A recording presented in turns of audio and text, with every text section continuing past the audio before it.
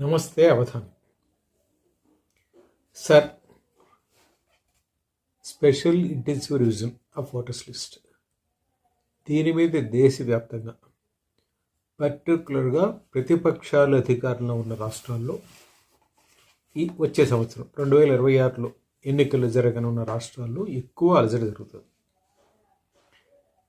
అన్ని రాష్ట్రాల ప్రభుత్వాలు అధికారంలో ఉన్న పార్టీలు చేస్తున్న ఎలిగేషన్ ఏమిటంటే, తమకి అనుకూలమైన ఓటర్లని, అంటే ఆయా రాష్ట్రాల్లో ప్రస్తుతం అధికారంలో ఉన్న ప్రతిపక్ష పార్టీలకు అనుకూలంగా ఉన్న ఓటర్లని ఓటర్ లిస్ట్ నుంచి తొలగించడం కోసం దీన్ని అమలు చేస్తున్నారు. ఎలక్షన్ కమిషన్ కేంద్రంతో కుట్రపన్ని, కేంద్రంలో ఉన్న బీజేపీతో కుట్రపన్ని వాళ్ళకు అనుకూలంగా ఈ వ్యవహారం చేస్తుంది అనేది వాళ్ళ ఆరోపణ. అండ్ బీహార్లో ఎస్ఐఆర్ మొదలు కాగానే రాహుల్ గాంధీ దాన్ని ఒక పెద్ద జాతీయ అంశం చేశాడు. ఆయన విపరీతంగా ప్రచారం చేశారు. అసలు సర్రెడ్డి వరకు ఎవరి తెలియని వాళ్ళకు కూడా దాని గురించి తెలియజెప్పాడు. అంతవరకు బాగుంది. కానీ రాహుల్ గాంధీ ప్రయత్నం అక్కడ బెడిసికొట్టింది. అనుకున్నంతగా కాంగ్రెస్ పార్టీ కానీ, అక్కడ అధికారంలోకి రావడానికి ప్రయత్నించిన ప్రతిపక్షాలు కానీ, including this Tejashwi Yadav, RJD, వాళ్ళ ప్రయత్నాలు ఏవి సఫలం కాలేదు. అంటే ఇంతకు ముందుగానే ఓట్లు తక్కువ వచ్చి వాళ్ళందరికీ సీట్లు తక్కువ వచ్చాయి.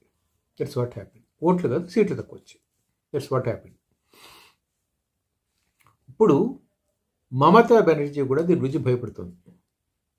ఎంత భయపడుతుందంటే, 2 రోజుల క్రితం ఒక పార్టీ కార్యకర్తల సమావేశంలో మాట్లాడుతూ, మహిళలని మీరు గరిటెలు వీటన్నిటితో రెడీగండి, ఎవరైనా మీ పేరు ఎలక్షన్ లిస్ట్ నుంచి తొలగిస్తే వాళ్ళ సంగతి చూడండి అని బహిరంగంగా పిలుపునిచ్చింది.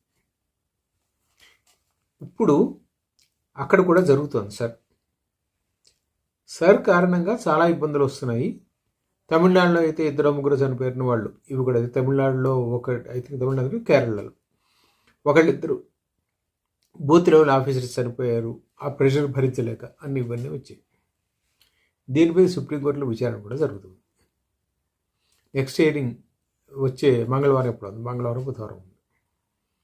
ఈ వారం మధ్యలో జరిగిన ఒక విచారణలో సుప్రీంకోర్టు ఏం చెప్పిందంటే, 20 ఏళ్ల తర్వాత ఈ స్పెషల్ ఇంటెన్సివ్ రివిజన్ జరుగుతుంది.